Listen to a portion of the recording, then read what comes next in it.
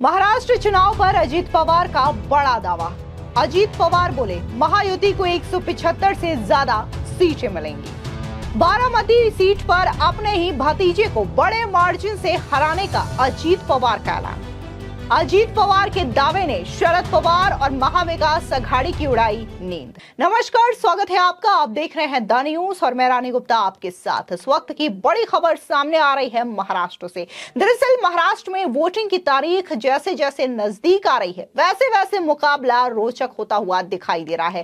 कांग्रेस की अगुवाई वाली महाविकास अघाड़ी को मात देने के लिए बीजेपी, अजीत पवार की एनसीपी और एकनाथ शिंदे की शिवसेना साथ मिलकर के चुनावी मैदान में उतरी है। इस बीच अजीत पवार ने सीटों को लेकर के बड़ा दावा कर दिया है, जिससे कि शरद पवार के साथ साथ महाविकास अघाड़ी की टेंशन भी बढ़ चुकी है। दरअसल अजीत पवार ने 288 सदस्यीय राज्य विधानसभा में 175 से अधिक सीटों के साथ महायुति गठबंधन की जीत पर भरोसा जताया है। इतना ही नहीं, उन्होंने अपनी पारिवारिक सीट यानी कि बारामती सीट को लेकर के यह भी दावा कर दिया है कि वो वहां से छोटे मोटे मार्जिन नहीं बल्कि 1 लाख के बड़े मार्जिन से जीतने जा रहे हैं। दरअसल आपको बता दें कि महाराष्ट्र के उप मुख्यमंत्री और बारामती विधानसभा क्षेत्र से एनसीपी उम्मीदवार अजीत पवार ने कहा कि महायुति को 175 से अधिक सीटें मिलेंगी और बारामती में मैं 1 लाख से अधिक मतों के अंतर से जीतूंगा। सुनिए अजीत पवार का ये बयान। सीटों को लेकर क्या कहेंगे, कितनी की सीट मिलेगी? 175 से ज्यादा सीटें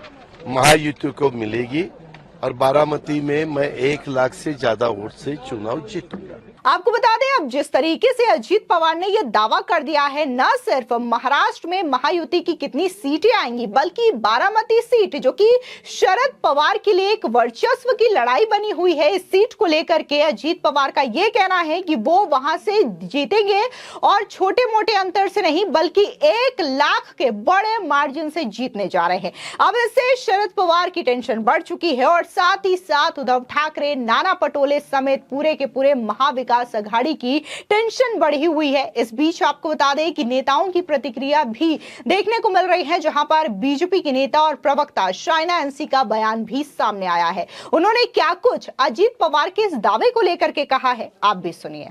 महायुति को तो 200 पार मिलेगा इस बार, क्योंकि जो काम हुआ है एकनाथ शिंदे जी, अजीत पवार, देवेंद्र फडणवीस ने जो किया है महाराष्ट्र में, उससे एक चीज स्पष्ट है कि प्रगति की राजनीति चलती है। और हाँ, जो लोग कह रहे हैं और सवाल प्रश्न चिन्ह उठा रहे हैं, उनको मुंह तोड़ जवाब जनता देगी 20 तारीख को। आपको बता दें, दरअसल अजीत पवार ने बारामती का दौरा किया, जहां उन्होंने जनता से मुलाकात की और उनकी समस्याओं को भी संबोधित किया।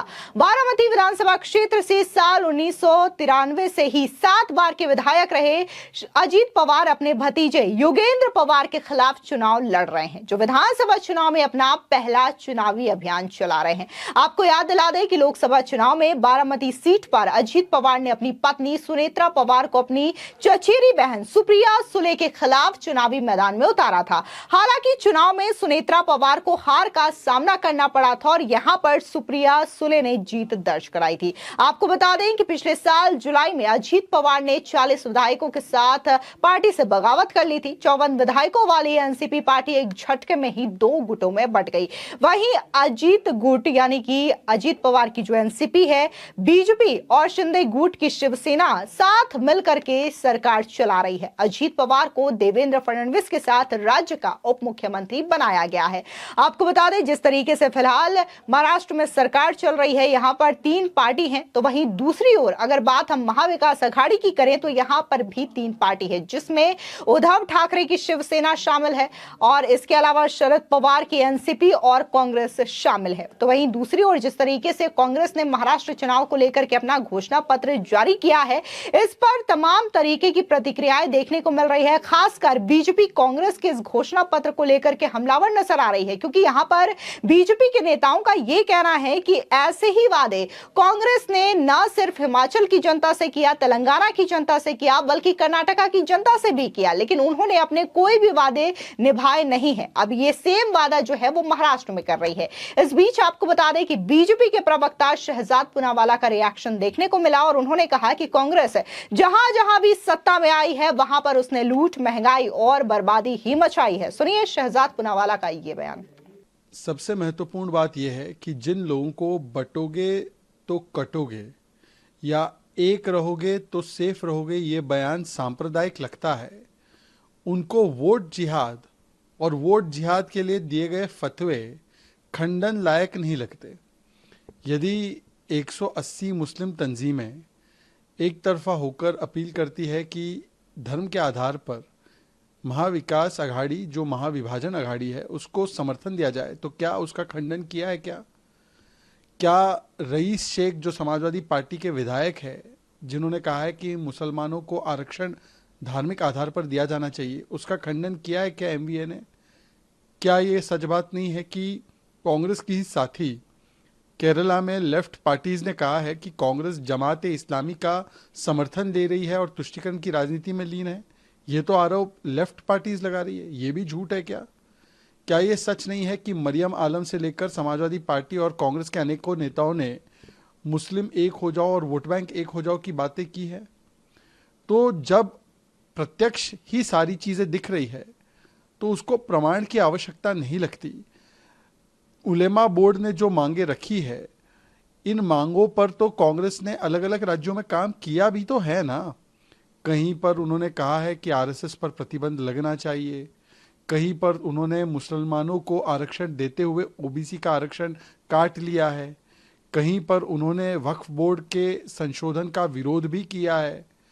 तो इससे साफ साफ स्पष्ट हो जाता है कि कांग्रेस का हाथ इस प्रकार की जो तंजीम है उनके साथ है, पर उद्धव सेना जिस प्रकार से एक भी शब्द नहीं बोल पा रही है, ये उनका सियासी धर्मांतरण का प्रमाण है। राहुल गांधी जी की खटाखट नीतियों का हिमाचल, तेलंगाना और कर्नाटका की जनता लगातार जो है जोखिम भुगत रही है। हिमाचल प्रदेश में तो टॉयलेट पर है टैक्स और कर, और समोसा कौन खाया इस पे जांच कर, ये वाला मॉडल चल रहा है। वहाँ पर 1500 रुपये कितनी महिलाओं को दिया, खटाखट राहुल गांधी बताए। वहाँ पर 200 यूनिट बिजली कितनी फ्री कितने घरों में दी, खटाखट राहुल गांधी बताए। हिमाचल प्रदेश को इस प्रकार से कर्जे में डुबा दिया कि सैलरी और पेंशन वहाँ पर दी नहीं जा पा रही है, डीजल के दाम बढ़ाने पड़े हैं। कर्नाटका में भी सरकारी नौकरी जो देने का वादा था, कितनी नौकरियां दी वो बताएं।